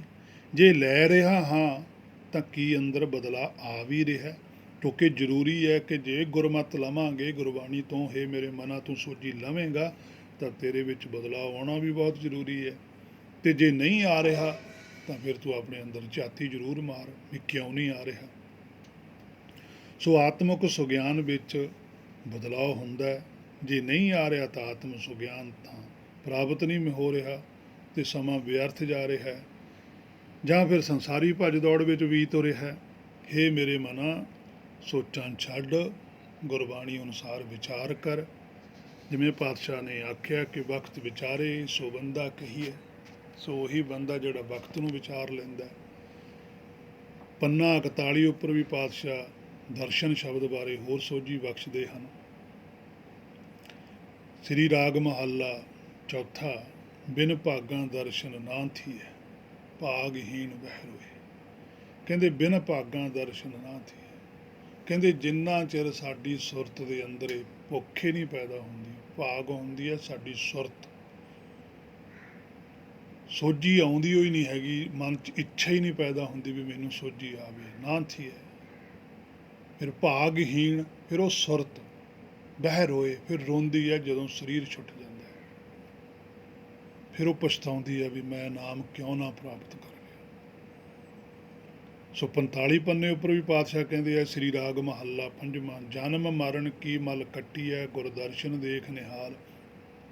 ਐਡੀ ਵੱਡੀ ਕਰਾਮਾਤ ਹੈ ਦਰਸ਼ਨਾਂ ਦੇ ਅੰਦਰ ਕਿ ਜਨਮ ਮਰਨ ਕੀ ਮਲ ਕੱਟੀ ਹੈ, ਜਿਹੜੀ ਮਨ ਨੂੰ ਮੈਲ ਲੱਗੀ ਹੋਈ ਹੈ। ਹੁਣ ਮਨ ਨੇ ਹੀ ਦਰਸ਼ਨ ਕਰਨਾ,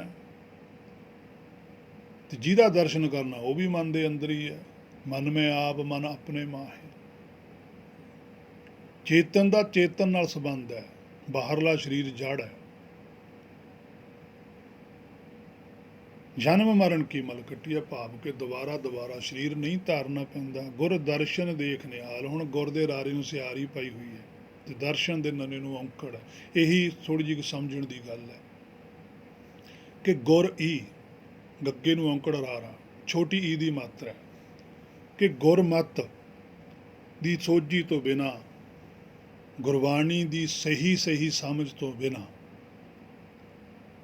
ਨਿਹਾਲਤਾ ਨਹੀਂ ਹੋ ਸਕਦੀ, ਪ੍ਰਸੰਨਤਾ ਨਹੀਂ ਹੋ ਸਕਦੀ। ਜਿੰਨਾ ਚਿਰ ਗੁਰਬਾਣੀ ਦੀ ਪੂਰਨ ਸੋਝੀ ਨਹੀਂ ਆਉਂਦੀ, ਉਨਾ ਚਿਰ ਨਿਹਾਲ ਨਹੀਂ ਹੁੰਦਾ, ਭਾਵ ਕਿ ਸ਼ਬਦ ਗੁਰੂ ਪ੍ਰਗਟ ਨਹੀਂ ਹੁੰਦਾ। ਪੰਨਾ 742 ਉੱਪਰ ਪਾਤਸ਼ਾਹ ਕਹਿੰਦੇ ਆ, ਦਰਸ਼ਨ ਦੇਖ ਜੀਵਾਂ ਗੁਰ ਤੇਰਾ। ਤੇ ਦੂਸਰੀ ਵੱਡੀ ਕਰਾਮਾਤ, ਮੈਂ ਬੜਾ ਹੈਰਾਨ ਹੋਇਆ ਜਦੋਂ ਗੁਰਬਾਣੀ ਤੋਂ ਸੋਝੀ ਆਈ ਕਿ ਗੁਰਬਾਣੀ 'ਚ 1429 ਪੰਨੇ ਦੇ ਪਾਤਸ਼ਾਹ ਕਹਿੰਦੇ, ਨਾਨਕ ਨਾਮ ਮਿਲੇ ਤਾਂ ਜੀਵਾਂ, ਤਨ ਮਨ ਥੀਵੇ ਹਰਿਆ। ਹੁਣ ਇੱਥੇ ਸਿੱਧਾ ਹੀ ਸਪਸ਼ਟ ਅਰਥ ਕਰ ਦਿੱਤਾ ਪਾਤਸ਼ਾਹ ਨੇ ਕਿ ਜਿਹੜਾ ਦਰਸ਼ਨ ਸ਼ਬਦ ਹੈ ਗੁਰਬਾਣੀ 'ਚ ਅਸੀਂ ਲਿਖਿਆ, ਉਹਦਾ ਭਾਵ ਨਾਮ ਹੈ। ਉੱਪਰ ਲਿਖਿਆ ਨਾ, ਦਰਸ਼ਨ ਦੇਖ ਜੀਵਾਂ ਗੁਰ ਤੇਰਾ, ਥੱਲੇ ਆ ਗਿਆ ਨਾਨਕ ਨਾਮ ਮਿਲੇ ਤਾਂ ਜੀਵਾਂ। ਪਿੱਛੇ ਗੁਰ ਆਉਂਦਾ, ਮੂਹਰੇ ਨਾਨਕ ਆ ਗਿਆ। ਨਾਨਕ ਜੀ ਤੇ ਗੁਰ 'ਚ ਇੱਕੋ ਹੀ ਗੱਲ ਹੈ, ਕਿਉਂਕਿ ਗੁਰੂ ਨਾਨਕ ਜੀ ਦੇ ਕੋਲ ਪੂਰੀ ਸੋਝੀ ਸੀ, ਪੂਰਨ ਬ੍ਰਹਮ ਸਨ। ਉਹਨਾਂ ਨੂੰ ਨਾਮ ਦਾ ਦਰਸ਼ਨ ਹੁੰਦਾ ਸੀ, ਤੇ ਸਾਡੇ ਕੋਲ ਅੱਜ ਉਹਨਾਂ ਦੇ ਕਹੇ ਹੋਏ ਬਚਨ ਨੇ, ਗੁਰਬਾਣੀ ਹੈ, ਉਪਦੇਸ਼ ਹੈ, ਸਾਨੂੰ ਇਹਨਾਂ ਤੋਂ ਦਰਸ਼ਨ ਹੋਣਾ। ਜਦੋਂ ਸਾਨੂੰ ਗੁਰਬਾਣੀ ਤੋਂ ਦਰਸ਼ਨ ਹੋ ਗਿਆ ਆਪਣੇ ਆਪ ਦਾ, ਗੁਰਬਾਣੀ ਸਾਨੂੰ ਆਪਣੇ ਆਪ ਦਾ ਹੀ ਦਰਸ਼ਨ ਕਰਾਉਂਦੀ ਹੈ, ਆਪਣੇ ਆਪ ਦੀ ਸੋਝੀ ਕਰਾਉਂਦੀ ਹੈ। ਜਦੋਂ ਸਾਨੂੰ ਆਪਣੇ ਆਪ ਦੀ ਸੋਝੀ ਆ ਗਈ ਮਨ ਨੂੰ, ਤੇ ਮਨ ਦਾ ਜਿਹੜਾ ਮੂਲ ਹੈ, ਇਹਨੂੰ ਫਿਰ ਸ਼ਬਦ ਗੁਰੂ ਦਾ ਵੀ ਪਤਾ ਲੱਗ ਜਾਣਾ। ਸੋ ਇੱਥੇ ਇਹਨਾਂ ਪੰਕਤੀਆਂ ਤੋਂ ਸਪਸ਼ਟ ਹੋ ਜਾਂਦਾ ਹੈ ਕਿ ਦਰਸ਼ਨ ਦਾ ਅਰਥ ਗੁਰਬਾਣੀ ਅਨੁਸਾਰ ਗਿਆਨ, ਸੋਝੀ, ਹੁਕਮ, ਨਾਮ ਹੀ ਹੈ। ਸਿੱਧਾ ਅਰਥ ਹੈ ਇਸ ਪੰਕਤੀ ਵਿੱਚ। ਦੇਖੋ, ਮੈਂ ਜੋ ਵੀ ਵਿਚਾਰ ਕਰਦਾ, ਮੈਂ ਕੋਈ ਆਪਣੇ ਕੋਲੋਂ ਨਹੀਂ ਕਰਦਾ, ਮੇਰਾ ਕੋਈ ਆਪਣਾ ਨਿੱਜੀ ਤਜਰਬਾ ਨਹੀਂ ਹੈ, ਜਾਂ ਕੋਈ ਮੇਰੀ ਸੁਰਤ ਵਿਰਤ ਇੰਨੀ ਸ਼ੁੱਧ ਹੈ। ਮੈਂ ਤਾਂ ਸਿਰਫ ਜਿੰਨੀ ਕੁ ਮੈਨੂੰ ਗੁਰਬਾਣੀ 'ਚੋਂ ਸੋਝੀ ਆ ਰਹੀ ਹੈ, ਮੈਂ ਉਹਦੀ ਗੱਲ ਕਰਦਾ। ਜੇ ਕਿਸੇ ਨੂੰ ਵੀ ਲੱਗੇ ਵੀ ਇਹ ਗਲਤ ਅਰਥ ਨੇ, ਤਾਂ ਉਹ ਮੈਨੂੰ ਸਹੀ ਅਰਥ ਜ਼ਰੂਰ ਦੱਸੇ, ਮੈਂ ਉਹਨਾਂ ਦੀ ਗੱਲ ਨੂੰ ਸਿਰ ਮੱਥੇ ਕਬੂਲ ਵੀ ਕਰੂੰਗਾ। ਪੰਨਾ 533 ਉੱਪਰ ਪਾਤਸ਼ਾਹ ਕਹਿੰਦੇ ਆ, ਦਰਸ਼ਨ ਨਾਮ ਕੋ ਮਨ ਆਛੈ, ਭਰਮ ਆਇਓ ਹੈ ਸਗਲ ਥਾਨ ਰੇ, ਆਹੇ ਭਰਿਓ ਸੰਤ ਪਾਤਸ਼ਾਹ। ਰਾਗ ਦੇਵ ਗੰਧਾਰੀ ਦੇ ਅੰਦਰ ਪਾਤਸ਼ਾਹ ਨੇ ਵਚਨ ਕੀਤਾ ਕਿ ਹੇ ਮੇਰੇ ਮਨਾ ਦੇਖ, ਦਰਸ਼ਨ ਨਾਮ ਕੋ ਮਨ ਆਛੈ। ਹੁਣ ਮਨ ਦੇ ਨੰਨੇ ਨੂੰ ਔਂਕੜ ਪਈ ਹੋਈ ਹੈ। ਹੁਣ ਇੱਕ ਹੈ, ਇੱਕ ਜਦੋਂ ਜੀਵ ਆਤਮਾ ਹੋ ਜਾਂਦੀ ਹੈ, ਫਿਰ ਇਹਦੇ ਅੰਦਰ ਉਸ ਨਾਮ ਦੀ ਭੁੱਖ ਪੈਦਾ ਹੁੰਦੀ, ਤੇ ਨਾਮ ਹੀ ਦਰਸ਼ਨ ਹੈ। ਦੋਨੇ ਸ਼ਬਦ ਇਕੱਠੇ ਲਿਖ ਕੇ ਦੱਸਦਾ ਵੀ ਦਰਸ਼ਨ ਤੇ ਨਾਮ ਇੱਕੋ ਹੀ ਗੱਲ ਹੈ। ਸ਼ਬਦ ਵੱਖੋ ਵੱਖਰੇ ਆ। ਗੁਰਮਤਿ ਦੀ ਭਾਸ਼ਾ ਹੋਰ ਹੈ, ਨਿਰਾਕਾਰੀ ਭਾਸ਼ਾ ਹੋਰ ਹੈ। ਮਨ ਆਛਾ, ਮਨ ਨੂੰ ਅੱਛਾ ਲੱਗਦਾ ਹੁਕਮ ਦੇ ਵਿੱਚ ਰਹਿਣਾ। ਭਰਮ ਆਇਓ ਹੈ ਸਗਲ ਥਾਂ ਦੇ, ਕਹਿੰਦੇ ਬਥੇਰੀਆਂ ਜੋਨੀਆਂ ਵਿੱਚ ਗੇੜਾ ਦਿੱਤਾ, ਹੁਣ ਇੱਥੇ ਆਏ ਆ। ਆਹੇ ਪਰਿਓ ਸੰਤ ਪਾਤਸ਼ਾਹ, ਕਹਿੰਦੇ ਹੁਣ ਜਿਹੜਾ ਸੰਤ ਹੈ ਸਾਡਾ ਮੂਲ ਹੈ, ਉਹਦੇ ਅਸੀਂ ਕਹਿੰਦੇ ਪਿੱਛੇ ਲੱਗੇ ਹੋਏ ਆ, ਭਾਵ ਕਿ ਜਿਵੇਂ ਸਾਨੂੰ ਹੁਕਮ ਚਲਾ ਰਿਹਾ ਹੈ ਉਸ ਤਰ੍ਹਾਂ ਚੱਲ ਰਹੇ ਹਾਂ। ਉਸ ਤੋਂ ਅੱਗੇ ਪਾਤਸ਼ਾਹ ਕਹਿੰਦੇ ਆ 830 ਪੰਨੇ ਉੱਪਰ ਵੀ, ਮੋਰੀ ਅਹੰਗ ਜਾਏ ਦਰਸ਼ਨ ਪਾਵਤ। ਹੇ ਮੇਰੇ ਮਨ ਵੇਖ ਕਿ ਉਹਦਾ ਜਿਹੜਾ ਦਰਸ਼ਨ ਹੈ, ਜਦੋਂ ਦਰਸ਼ਨ ਹੁੰਦਾ ਤੇ ਅਹੰਗ ਚਲਾ ਜਾਂਦਾ ਹੈ, ਅਹੰਗ ਹੁੰਦੀ ਹੈ ਹਉਮੈ। ਨਾਲ ਹੀ ਬਚਨ ਪਾਤਸ਼ਾਹ ਨੇ 560 ਪੰਨੇ ਤੇ ਵੀ ਕੀਤਾ ਹੋਇਆ ਕਿ ਹਉਮੈ ਨਾਵੇ ਨਾਲ ਵਿਰੋਧ ਹੈ, ਦੋਹੇ ਨਾ ਵਸੈ ਇੱਕ ਠਾਏ। ਦੋਨੇ ਇੱਕ ਥਾਂ ਤੇ ਨਹੀਂ ਵਸਦੇ। ਤੇ ਸਿੱਧਾ ਹੀ ਦਰਸ਼ਨ ਦਾ ਅਰਥ ਨਾਮ ਹੋ ਗਿਆ। ਉਸ ਤੋਂ ਅੱਗੇ ਪਾਤਸ਼ਾਹ 594 ਪੰਨੇ ਉੱਪਰ ਵੀ ਆਖਦੇ ਹਨ, ਸਤਿਗੁਰ ਨੋ ਸਭ ਕੋ ਵੇਖਦਾ, ਜੇਤਾ ਜਗਤ ਸੰਸਾਰ, ਡਿਠੈ ਮੁਕਤ ਨਾ ਹੋਵੇ, ਜਿਚਰ ਸ਼ਬਦ ਨਾ ਕਰੇ ਵਿਚਾਰ। ਹੁਣ ਸਿੱਧਾ ਹੀ ਲਿਖਿਆ ਵੀ ਸਤਿਗੁਰ ਨੂੰ ਸਭ ਕੋ ਦੇਖਦਾ। ਹੁਣ ਸਾਰੇ ਹੀ ਦੇਖਦੇ ਆ। ਸਰੀਰਾਂ ਕਰਕੇ ਤਾਂ ਗੁਰੂ ਨਾਨਕ ਸਾਹਿਬ ਨੂੰ ਬਹੁਤ ਨੇ ਦੇਖਿਆ ਹੋਊ, ਕਬੀਰ ਸਾਹਿਬ ਜੀ ਨੂੰ ਬਹੁਤ ਨੇ ਦੇਖਿਆ ਹੋਊ, ਉਹਨਾਂ ਦੇ ਮੁੱਖੋਂ ਬਾਣੀ ਵੀ ਸੁਣਦੇ ਹੋਣਗੇ, ਬਚਨ ਵੀ ਸੁਣਦੇ ਹੋਣਗੇ, ਪਰ ਅਸਲੀ ਸੋਝੀ ਦੂਜੇ ਪਾਤਸ਼ਾਹ ਨੂੰ ਹੀ ਆਈ ਹੈ। ਪਰ ਕੁਛ ਗੁਰਮੁਖ ਹੋਣਗੇ ਉਸ ਵੇਲੇ ਜਿਨ੍ਹਾਂ ਨੂੰ ਉਸ ਗੱਲ ਦੀ ਸਮਝ ਆਈ, ਜਿਵੇਂ ਬਾਬਾ ਬੁੱਢਾ ਜੀ ਸਨ, ਜਾਂ ਹੋਰ ਵੀ ਹੋ ਸਕਦੇ ਆ ਜਿਨ੍ਹਾਂ ਨੂੰ ਉਹ ਸੋਝੀ ਆਈ। ਪਰ ਗੁਰਬਾਣੀ ਫੈਸਲਾ ਉਹਦਾ ਹੀ ਦਿੰਦੀ ਹੈ। ਗੁਰਬਾਣੀ 'ਚ ਉਹੀ ਲਿਖਿਆ ਵੀ ਹੈਨ ਵਿਰਲੇ ਨਹੀਂ ਕਨੇ, ਫੈਲ ਫੱਕੜ ਸੰਸਾਰ। ਕਿ ਅੱਜ ਸਾਡੇ ਸਾਹਮਣੇ ਸਤਿਗੁਰ ਗੁਰਬਾਣੀ ਹੈ, ਜਾਂ ਕੋਈ ਗੁਰਮੁਖ ਹੋਵੇ, ਹਰ ਕਾ ਸੰਤ ਹੋਵੇ, ਜਿਹਦੇ ਅੰਦਰ ਸ਼ਬਦ ਗੁਰੂ ਪ੍ਰਗਟ ਹੋਇਆ ਹੋਵੇ। ਸਰੀਰ ਕਰਕੇ ਉਹਨੂੰ ਸਾਰੇ ਦੇਖਦੇ ਰਹਿਣਗੇ, ਪਰ ਸਰੀਰ ਨੂੰ ਦੇਖ ਕੇ ਪ੍ਰਾਪਤੀ ਨਹੀਂ ਹੁੰਦੀ ਜਿੰਨਾ ਚਿਰ ਉਹਦਾ ਬਚਨ ਨਹੀਂ ਕਮਾਇਆ ਜਾਂਦਾ। ਜੋ ਆਪਣੇ ਮੁੱਖੋਂ ਬੋਲਦਾ ਹੈ, ਉਹਦੀ ਕਹੀ ਹੋਈ ਗੱਲ ਨੂੰ ਕੋਈ ਕਮਾ ਜਾਵੇ ਤਾਂ ਜੀਵਨ ਸਫਲ ਹੋ ਸਕਦਾ ਹੈ। ਅਦਰਵਾਈਜ਼ ਸਰੀਰ ਦੇਖ ਕੇ ਜੀਵਨ ਸਫਲ ਤਾਂ ਨਹੀਂ ਹੁੰਦਾ। ਸੰਸਾਰ 'ਚ ਸੋਭਾ ਜ਼ਰੂਰ ਹੋ ਜਾਂਦੀ ਹੈ, ਸੰਸਾਰੀ ਲੋਕ ਸੋਭਾ ਕਰਨ ਲੱਗ ਜਾਂਦੇ ਨੇ, ਪਰ ਨਿਰਾਕਾਰੀ ਲੋਕ ਵਾ ਸੱਚਖੰਡ ਵਾਲੇ ਸੋਭਾ ਨਹੀਂ ਕਰਦੇ, ਕਿਉਂਕਿ ਉੱਥੇ ਸੱਚੋ ਹੀ ਸੱਚ ਬੜਾ ਚੁਣ ਵੱਖ ਕੱਢੇ ਜਜੋ ਮਾਲੇ। ਸੋ ਡਿਠੈ ਮੁਕਤ ਨਾ ਹੋਵੇ, ਜਿਚਰ ਸ਼ਬਦ ਨਾ ਕਰੇ ਵਿਚਾਰ। ਇੱਥੇ ਸ਼ਬਦ ਦੇ ਵੀ ਦੱਦੇ ਨੂੰ ਸਿਆਰੀ ਪਾਈ ਹੈ ਕਿ ਸ਼ਬਦ ਵਿੱਚੋਂ, ਸ਼ਬਦ ਦੁਆਰਾ, ਸ਼ਬਦ ਨਾਲ ਜੇ ਤੁਸੀਂ ਵਿਚਾਰ ਨਾ ਕੀਤੀ, ਹੈ ਮੇਰੇ ਮਨਾ ਤੂੰ ਗੁਰਬਾਣੀ ਨਾਲ ਸਾਂਝ ਨਾ ਪਾਈ, ਤਾਂ ਫਿਰ ਪਾਰ ਨਿਸਤਾਰਾ ਨਹੀਂ ਹੈ। ਉਸ ਤੋਂ ਅੱਗੇ ਬਾਦਸ਼ਾਹ ਵਚਨ ਕਰਦੇ ਹਨ 520 ਪੰਨੇ ਉੱਪਰ ਵੀ, ਮਹੱਲਾ ਪੰਜਵਾਂ, ਜਨਮ ਮਰਨ ਭਉ ਕੱਟੀ ਹੈ, ਜਨ ਕਾ ਸ਼ਬਦ ਜਪ। ਕਹਿੰਦੇ ਜਨਮ ਮਰਨ ਭਉ ਕੱਟੀ ਹੈ, ਜਿਹੜੀ ਜਨਮ ਮਰਨ ਦੀ ਭੈ ਆ ਅੰਦਰ, ਇਹ ਕੱਟੀ ਜਾਂਦੀ ਹੈ ਜਨ ਕਾ ਸ਼ਬਦ ਹੀ ਜਪ। ਦੇਖੋ ਜਨ ਕਾ ਸ਼ਬਦ ਆਇਆ ਇੱਥੇ, ਗੁਰੂ ਕਾ ਸ਼ਬਦ ਨਹੀਂ, ਗੁਰ ਕਾ ਸ਼ਬਦ ਜਾਂ ਜਨ ਕਾ ਸ਼ਬਦ, ਭਾਵ ਕਿ ਜਿਨ੍ਹਾਂ ਨੇ ਆਪਣੀ ਮੈਲ ਕੱਟੀ ਹੈ, ਜਪੀ ਹੈ, ਜੱਜਾ ਪੱਪੇ ਨੂੰ ਸਿਹਾਰੀ ਪਈ ਹੋਈ ਹੈ, ਕਿ ਜਿਨ੍ਹਾਂ ਨੇ ਉਹ ਤਜਰਬਾ ਕੀਤਾ ਹੋਇਆ, ਉਹਨਾਂ ਨੇ ਉਹ ਦੱਸਿਆ ਵੀ ਅਸੀਂ ਆਹ ਤਜਰਬਾ ਕੀਤਾ, ਤੁਸੀਂ ਕਰਕੇ ਦੇਖੋ। ਗੁਰਬਾਣੀ ਸਾਨੂੰ ਤਜਰਬੇ 'ਚੋਂ ਗੱਲ ਆਈ ਹੋਈ ਹੈ।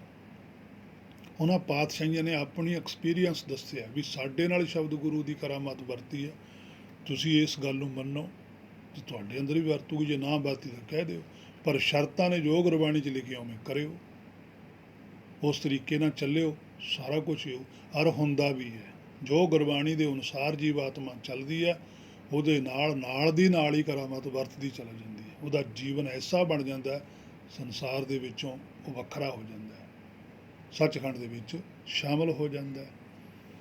1391 ਪੰਨੇ ਉੱਪਰ ਵੀ ਪਾਤਸ਼ਾਹ ਕਹਿੰਦੇ ਦਰਸ਼ਨ ਪਰਸੀ ਹੈ ਗੁਰੂ ਕੈ ਜਨਮ ਮਰਨ ਦੁੱਖ ਜਾਏ, ਕਿ ਪਰਸੀ ਹੈ ਸ਼ਬਦ ਲਿਖਿਆ, ਹੁਣ ਦੇਖੋ ਉਹ ਪਰਸ ਕਰਦਾ ਹੈ, ਉਹਦਾ ਸਪਰਸ਼ ਕਰਨਾ ਹੀ ਹੈ, ਉਹ ਹੁਕਮ ਸਾਨੂੰ ਸਪਰਸ਼ ਕਰਦਾ ਸਾਡੀ ਬੁੱਧੀ ਨੂੰ। ਆਪਾਂ ਨਹੀਂ ਕਈ ਵਾਰ ਕਹਿੰਦੇ ਵੀ ਮੈਨੂੰ ਅੱਜ ਚੰਗਾ ਭਲਾ ਬੈਠਾ, ਮੈਨੂੰ ਆਹ ਗੱਲ ਔੜੇ ਆਈ ਜਾਂ ਮੈਨੂੰ ਇਹ ਗੱਲ ਫੁਰੇ ਆਈ, ਮੈਂ ਤਾਂ ਸੋਚਿਆ ਵੀ ਨਹੀਂ ਸੀ, ਬਸ ਉਹ ਹੀ ਚੀਜ਼ ਹੁੰਦੀ ਹੈ। ਪੰਨਾ 21 ਉੱਪਰ ਵੀ ਪਹਿਲੇ ਪਾਤਸ਼ਾਹ ਕਹਿੰਦੇ ਆ ਰਾਮ ਨਾਮ ਜਪ ਦਿਨਸ ਰਾਤ ਗੁਰਮੁਖ ਹਰ ਧਨ ਜਾਨ। ਰਾਮ ਨਾਮ ਜਪ, ਪੱਪੇ ਨੂੰ ਸਿਆਰੀਏ ਪੜ੍ਹਦੇ ਅਸੀਂ ਇਹਨੂੰ ਜਪ ਹੀ ਆ, ਜੱਜਾ ਪੱਪੇ ਨੂੰ ਔਂਕੜ ਵੀ ਜਪ, ਜੱਜਾ ਪੱਪੇ ਨੂੰ ਸਿਹਾਰੀ ਵੀ ਜਪ, ਜੱਜਾ ਪੱਪੇ ਨੂੰ ਵਿਹਾਰੀ ਵੀ ਜਪ। ਪੜ੍ਹਨਾ ਸਾਡਾ ਇਸੇ ਤਰ੍ਹਾਂ ਦੀ ਸਟਾਈਲ ਬਣਿਆ ਹੋਇਆ, ਪਰ ਇਹ ਹਿੰਦੀ ਭਾਸ਼ਾ ਹੈ। ਉਸ ਵੇਲੇ ਉਹ ਭਾਸ਼ਾਵਾਂ ਪ੍ਰਚਲਿਤ ਸੀਗੀਆਂ, ਪਰ ਪਾਤਸ਼ਾਹ ਨੇ ਇਹਦੇ ਵਿੱਚ ਗੁਰਮੁਖੀ ਬਣਾਇਆ, ਇਹਨੂੰ ਬ੍ਰਹਮ ਗਿਆਨ ਦੀ ਸੋਝੀ ਦਿੱਤੀ ਹੈ। ਲੋਕ ਜਾਣੇ ਇਹ ਗੀਤ ਇਹ ਤੋਂ ਬ੍ਰਹਮ ਵਿਚਾਰ, ਇਹ ਬ੍ਰਹਮ ਦੀ ਵਿਚਾਰ ਅਸੀਂ ਬਣਾ ਕੇ ਦਿੱਤੀ ਹੈ, ਤਾਂ ਇਸ ਤਰ੍ਹਾਂ ਪਾਤਸ਼ਾਹ ਨੇ ਅੱਖਰ ਵਰਤੇ। ਰਾਮ ਨਾਮ, ਦੇਖੋ ਰਾਮ ਨਾਮ ਆਉਂਦਾ, ਕੱਲਾ ਰਾਮ ਨਹੀਂ, ਰਾਮ ਦੇ ਨਾਲ ਨਾਮ ਸ਼ਬਦ ਲੱਗ ਕੇ ਆਇਆ ਗੁਰਮਤਿ ਦੇ ਵਿੱਚ। ਜਿੱਥੇ ਕੱਲੇ ਰਾਮ ਦੀ ਗੱਲ ਉਹ ਸਨਾਤਨ ਮਤ ਦੀ ਹੈ, ਸਨਾਤਨ ਮਤ ਤੇ ਰਾਮ ਨੂੰ ਕੰਡੈਮ ਕੀਤਾ, ਰਾਮ ਰਾਮ ਕਰਤਾ ਸਭ ਜਗ ਫਿਰੇ, ਰਾਮ ਨਾ ਪਾਇਆ ਜਾਏ, ਕਹਿੰਦੇ ਏਕਣ ਨਹੀਂ ਪਾ ਹੁੰਦਾ ਜਿੰਨਾ ਚਿਰ ਤੁਸੀਂ ਰਾਮ ਨਾਮ ਨਹੀਂ ਜਪਦੇ, ਕਿਉਂਕਿ ਰਾਮ ਚੇਤਨ ਹੈ, ਰਾਮ ਚੇਤਨ ਹੈ, ਨਾਮ ਜੜ ਹੈ। ਰਾਮ ਦਾ ਗਿਆਨ, ਰਾਮ ਦਾ ਹੁਕਮ, ਰਾਮ ਦੀ ਸੋਝੀ, ਉਹ ਨਿਰਾਕਾਰੀ ਸੋਝੀ ਹੈ। ਸਤਨਾਮ, ਸਤ ਚੇਤਨ ਹੈ, ਨਾਮ ਜੜ ਹੈ, ਕਿਉਂਕਿ ਨਾਮ ਤਾਂ ਸਦਾ ਰਹਿੰਦਾ ਨਹੀਂ, ਨਾਮ ਤਾਂ ਉਨਾ ਚਿਰ ਚੱਲਣਾ ਜਿੰਨਾ ਚਿਰ ਸ੍ਰਿਸ਼ਟੀ ਹੈ, ਜਦੋਂ ਸ੍ਰਿਸ਼ਟੀ ਖਤਮ ਹੈ ਤਾਂ ਨਾਮ ਵੀ ਖਤਮ ਹੈ, ਫਿਰ ਤਾਂ ਇਕੱਲਾ ਉਹ ਹਾਕਮ ਰਹਿ ਜਾਂਦਾ, ਹੁਕਮ ਸਦਾ ਨਹੀਂ ਰਹਿੰਦਾ। ਅਰਬਦ ਨਰਬਦ ਧੰਦੂ ਘਾਰਾ ਧਰਨ ਨਾ ਗਗਨਾ ਹੁਕਮ ਅਪਾਰਾ, ਕਹਿੰਦੇ ਹੁਕਮ ਅਪਾਰਾ ਵੀ ਨਹੀਂ ਰਹਿੰਦਾ, ਫਿਰ ਤੇ ਗਗਨਾ ਦੇ ਨੰਨਾ ਡਬਲ ਲੱਗਿਆ, ਉੱਧਰ ਵੀ ਉੱਧਰ ਵੀ। ਹੁਕਮ ਵੀ ਉਨਾ ਚਿਰ ਹੈ ਜਿੰਨਾ ਚਿਰ ਸ੍ਰਿਸ਼ਟੀ, ਜਦੋਂ ਸ੍ਰਿਸ਼ਟੀ ਨਹੀਂ ਫਿਰ ਹੁਕਮ ਕਰਨਾ ਕੀ ਦਿੱਤੇ ਆ, ਫਿਰ ਪਰਮੇਸ਼ਰ ਆਪ ਹੀ ਹੈ। ਸੋ ਰਾਮ ਨਾਮ ਜਪੀ, ਜਿਨ੍ਹਾਂ ਨੇ ਵੀ ਉਸ ਹੁਕਮ ਨੂੰ ਸਮਝਿਆ, ਉਹਨਾਂ ਦੇ ਅੰਦਰ ਦਿਨਸ ਹੁੰਦਾ, ਸੱਚ ਹੁੰਦਾ, ਚੜ੍ਹਿਆ ਹੁੰਦਾ, ਰਾਤ ਨਹੀਂ ਹੁੰਦੀ, ਅਗਿਆਨਤਾ ਨਹੀਂ ਹੁੰਦੀ, ਭਰਮ ਨਹੀਂ ਹੁੰਦਾ। ਗੁਰਮੁਖੀ ਹਰ ਧਨ ਜਾਨ, ਕਹਿੰਦੇ ਉਹ ਗੁਰਮੁਖ ਨੇ, ਉਹਨਾਂ ਦੀ ਸੁਰਤ ਆਪਣੇ ਮੂਲ ਨਾਲ ਜੁੜੀ ਹੁੰਦੀ ਹੈ, ਸੁਗਿਆਨ ਦੇ ਵਿੱਚ ਸਮਾਈ ਹੁੰਦੀ ਹੈ, ਇਹੀ ਹਰ ਧਨ ਹੈ, ਸੱਚਖੰਡ ਵੱਲੋਂ ਮਿਲਦਾ। ਹਰ ਹੈ ਸੱਚਖੰਡ, ਪਰਮੇਸ਼ਰ, ਧਨ ਹੈ ਉਹਦਾ ਹੁਕਮ, ਉਹੀ ਨਾਮ ਹੈ। ਕਹਿੰਦੇ ਉਹਨੂੰ ਜਾਣ ਲਿਆ ਉਹਨਾਂ ਨੇ, ਤੁਸੀਂ ਵੀ ਜਾਣੋ। ਇਸੇ ਨੂੰ ਹੀ ਗਾਹਾਂ ਪਾਤਸ਼ਾਹ ਕਹਿੰਦੇ 703 ਪੰਨੇ ਉੱਪਰ ਮਹੱਲਾ ਪੰਜਵਾਂ, ਦਰਸ਼ਨ ਪਿਆਸੀ ਦਿਨਸ ਰਾਤ ਚਿਤ ਬਾਉ ਅਨੰਦਨ ਨੀਤ, ਖੋਲ ਕਪਟ ਗੁਰ ਮੇਲੀ ਆ ਨਾਨਕ ਹਰ ਸੰਗ ਮੀਤ। ਕਹਿੰਦੇ ਦਰਸ਼ਨ ਦੀ ਪਿਆਸ ਹੈ, ਦੇਖੋ ਹੁਣ ਪਿਆਸੀ ਲਿਖਿਆ ਹੋਇਆ, ਭੁੱਖ ਲੱਗੀ ਹੋਈ ਹੈ ਕਿਸੇ ਚੀਜ਼ ਦੀ, ਤੇ ਸੁਰਤ ਨੂੰ ਭੁੱਖ ਪੈਦਾ ਹੋਈ ਨਾਮ ਦੀ, ਸੋਝੀ ਪ੍ਰਾਪਤ ਕਰਨ ਦੀ, ਨਾਨਕ ਸਿਫਤੀ ਰੱਜੇ। ਜਦੋਂ ਗੁਰਬਾਣੀ ਚੋਂ ਸੋਝੀ ਆਉਂਦੀ ਹੈ ਫੇਰ ਹੀ ਸਰੀਰ ਜੀਵ ਆਤਮਾ ਰੱਜਦੀ ਹੈ, ਬਾਹਰਲਾ ਸਰੀਰ ਵੇਖ ਕੇ ਰੱਜ ਨਹੀਂ ਆਉਂਦਾ ਹੈ, ਬਾਹਰਲਾ ਸਰੀਰ ਦੇਖ ਕੇ ਤਾਂ ਕਈ ਵਾਰ ਤਕਲੀਫ ਹੋ ਜਾਂਦੀ ਹੈ, ਪਰ ਜੇ ਕੋਈ ਜੀਵ ਆਤਮਾ ਉਹਦੇ ਹੁਕਮ ਨਾਲ ਜੁੜੀ ਹੋਈ ਹੈ ਤੇ ਫਿਰ ਸ਼ਾਂਤੀ ਵੀ ਬਹੁਤ ਹੈ, ਕਿਉਂਕਿ ਹੁਕਮ ਦੇ ਵਿੱਚ ਤਾਂ ਸੁੱਖ ਹੈ। ਦਿਨ ਰਾਤ ਚਿੱਤ ਬਾਉ, ਹੁਣ ਚਿੱਤ ਦੇ ਅੰਦਰ ਇਹੀ ਇੱਛਾ ਉੱਠਦੀ ਹੈ, ਬਾਰ-ਬਾਰ ਇਹੀ ਇੱਛਾ ਚੱਲ ਰਹੀ ਹੈ ਕਿ ਅਨ ਦਿਨ ਨੀਤ, ਕਿ ਦਿਨ ਅਨ ਦਿਨ ਹੁਣ ਨਾ ਕੱਟਿਆ ਜਾਣ ਵਾਲਾ ਦਿਨ, ਭਾਵ ਕਿ ਸੂਰਜ ਸਦਾ ਹੀ ਚੜ੍ਹਿਆ ਰਹੇ, ਹੁਕਮ ਸਦਾ ਹੀ ਮੇਰੇ ਸਾਹਮਣੇ ਰਹੇ। ਮੈਂ ਜਿੰਨਾ ਚਿਰ ਵੀ ਇਸ ਭਵ ਸਾਗਰ ਦੇ ਵਿੱਚ ਸਰੀਰ ਕਰਕੇ ਸਮਾਂ ਗੁਜ਼ਾਰਨਾ, ਉਹਦੇ ਰਜਾ ਵਿੱਚ ਗੁਜ਼ਾਰਾਂ, ਉਹਦੇ ਭਾਣੇ ਵਿੱਚ ਗੁਜ਼ਾਰਾਂ, ਉਹਦੇ ਹੁਕਮ ਵਿੱਚ ਗੁਜ਼ਾਰਾਂ। ਸੋ ਪੰਨਾ 485 ਉੱਪਰ ਵੀ ਪਾਤਸ਼ਾਹ ਕਹਿੰਦੇ ਰਾਮ ਕੋ ਨਾਮ ਜਪੋ ਦਿਨ ਰਾਤੀ ਰਹਾਓ। ਕਹਿੰਦੇ ਰਾਮ ਕੋ ਨਾਮ ਹੈ, ਜਿਹੜਾ ਰਾਮ ਦਾ ਨਾਮ ਹੈ ਨਾ, ਉਹਨੂੰ ਜਪੋ, ਉਹਨੂੰ ਸਮਝੋ, ਉਹਨੂੰ ਵਿਚਾਰੋ, ਉਹਦੇ ਅਨੁਸਾਰ ਹੀ ਚੱਲਣ ਦੀ ਕੋਸ਼ਿਸ਼ ਕਰੋ ਦਿਨ ਰਾਤੀ, ਜਿਹਦੇ ਵਿੱਚ ਐਡੀ ਵੱਡੀ ਕਰਾਮਾਤ ਹੈ ਕਿ ਤੁਹਾਡੇ ਅੰਦਰੋਂ ਭਰਮ ਦੀ ਜਿਹੜੀ ਅਗਿਆਨਤਾ ਉਹ ਦੂਰ ਕਰ ਦਊਗਾ ਤੇ ਸੱਚ ਚੰਦਰਮਾ ਤੁਹਾਡੇ ਹਿਰਦੇ ਵਿੱਚ ਪ੍ਰਗਟ ਹੋ ਜਾਊਗਾ। ਪੰਨਾ 349 ਉੱਪਰ ਵੀ ਪਾਤਸ਼ਾਹ ਕਹਿੰਦੇ ਆਖਾਂ ਜੀਵਾਂ ਬਿਸਰੇ ਮਰ ਜਾ, ਵੀ ਜਿੰਨਾ ਚਿਰ ਮੈਂ ਉਸ ਨੂੰ ਆਖਦਾ ਰਹਿਣਾ ਉਨਾ ਚਿਰ ਹੀ ਜੀਵਨ ਹੈ। ਭਾਵ ਕਿ ਜਿੰਨਾ ਚਿਰ ਸੱਚ ਮੇਰੇ ਹਿਰਦੇ 'ਚ ਹੈ, ਸੱਚ ਮੇਰੇ ਤੋਂ ਕੁਛ ਬੁਲਾਉਂਦਾ, ਮੈਂ ਬੋਲੀ ਜਾਂਦਾ। ਜਿੱਦਣ ਸੱਚ ਨਾ ਆਇਆ, ਹਿਰਦੇ 'ਚ ਪ੍ਰਗਟ ਨਾ ਹੋਇਆ, ਉਦਣ ਹੀ ਮੌਤ ਹੋ ਜਾਣੀ ਹੈ। ਤੇ ਜਿੰਨਾ ਚਿਰ ਜੀਵਨ ਹੈ, ਇਸੇ ਕਰਕੇ ਉਹ ਕਹਿੰਦੇ ਆ ਵੀ ਜਿੰਨਾ ਚਿਰ ਸੰਸਾਰ 'ਚ ਜੀਵਨ ਬਤੀਤ ਕਰਨਾ ਉਹਦੇ ਭਾਣੇ 'ਚ ਬਤੀਤ ਕਰੀਏ, ਕਿਉਂਕਿ ਸਰੀਰ ਕਰਕੇ ਕੋਈ ਪਤਾ ਨਹੀਂ ਭਾਣਾ ਕਿਸ ਤਰ੍ਹਾਂ ਦਾ ਵਰਤੇ। ਕਿਤੇ ਮਨ ਮੜ ਜਾ ਕੇ ਪਿੱਛੇ ਸਰੀਰ ਨਾਲ ਜੁੜ ਗਿਆ, ਸਾਰੀ ਖੇਡ ਖਰਾਬ ਹੋ ਜਾਣੀ ਹੈ। ਤਾਂ ਹੀ ਪਾਤਸ਼ਾਹ ਨੇ ਲਿਖਿਆ ਨਾ ਅੰਤ ਕਾਲ ਜੋ ਨਾਰਾਇਣ ਸਿਮਰੈ, ਕਿ ਜਿੰਨਾ ਚਿਰ ਅੰਤ ਤੱਕ ਕਾਲ ਹੈ ਉਨਾ ਚਿਰ ਕਲਪਨਾ ਉੱਠਣ ਦਾ ਡਰ ਹੈ। ਇੱਛਾ ਉੱਠ ਸਕਦੀ ਹੈ, ਸੰਸਾਰ ਨੂੰ ਦੇਖ ਕੇ ਮਨ ਪਿੱਛੇ ਮੁੜ ਸਕਦਾ, ਔਰ ਬਹੁਤ ਦਾ ਮੁੜਿਆ ਵੀ ਹੈ, ਬੜੇ ਬੜਿਆਂ ਦਾ ਮੁੜਿਆ ਪਿੱਛੇ। ਤਾਂ ਪਾਤਸ਼ਾਹ ਨੇ ਕਿਹਾ ਕਿ ਅੰਤ ਕਾਲ ਜੋ ਨਾਰਾਇਣ ਸਿਮਰੈ, ਕਿ ਆਪਣੇ ਮੂਲ ਨਾਲ ਜੁੜਿਆ ਰਹੀ। ਕੋਈ ਪਤਾ ਨਹੀਂ ਅਜੇ ਸੁਨਾਓ ਸਮੁੰਦਰ ਮੇਂ ਕਿਆ ਜਾਣੇ ਕਿਆ ਹੋਏ।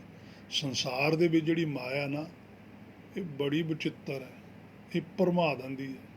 ਕੋਈ ਐਸਾ ਵੀ ਭਾਣਾ ਵਰਤਾ ਦੇਵੇ ਪਰਮੇਸ਼ਰ, ਪਰਖ ਨੇ ਕਰਨੀ ਉਹ ਕਰਨੀ, ਉਹਨੇ ਲਾਸਟ ਸਵਾਸ ਤੱਕ ਪਰਖ ਕਰਦਾ।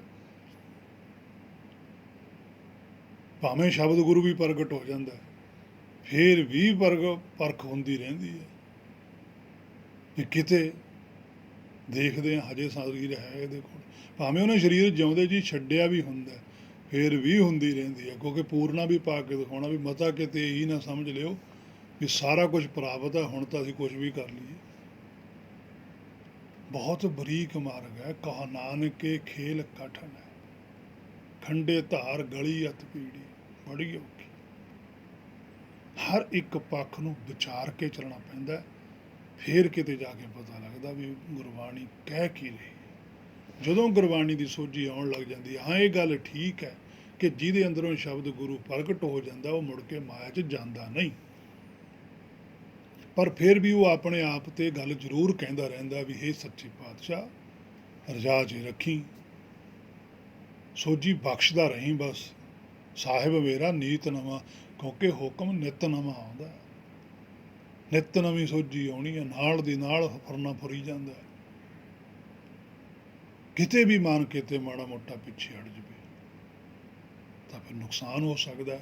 ਇਸੇ ਕਰਕੇ ਗੁਰਮੁਖ ਅੰਤ ਕਾਲ ਜੋ ਨਾਰਾਇਣ ਸਿਮਰੈ, ਐਸੀ ਚਿੰਤਾ ਮਹਿ ਜੇ ਮਰੈ। ਹੁਣ ਦੇਖੋ ਮਰੈ ਸ਼ਬਦ ਲਿਖਿਆ ਹੈ, ਨਾਲੇ ਗੁਰਬਾਣੀ ਕਹਿੰਦੀ ਹੈ ਨਾ ਕਿਛ ਜਨਮ ਹੈ ਨਾ ਕਿਛ ਮਰੈ। ਇੱਥੇ ਮਰੈ ਨਾ ਜਿਹੜਾ ਇਹ ਸ਼ੁੱਧ ਭਾਵਨਾ ਨਾਲ ਕੀਤਾ ਹੋਇਆ ਕਿ ਜੇ ਮੇਰੀ ਜੀਵ ਆਤਮਾ ਤੇਰੇ ਹੁਕਮ ਦੇ ਵਿੱਚ ਹੀ ਰਹਿ ਕੇ ਸੰਸਾਰ ਦੀ ਦ੍ਰਿਸ਼ਟੀ ਤੋਂ ਮਰ ਜਾਵੇ, ਸੰਸਾਰ 'ਚ ਮੇਰੀ ਹੋਂਦ ਖਤਮ ਹੋ ਜਾਵੇ, ਐਸੀ ਚਿੰਤਾ ਮਹਿ ਜੇ ਮਰੈ।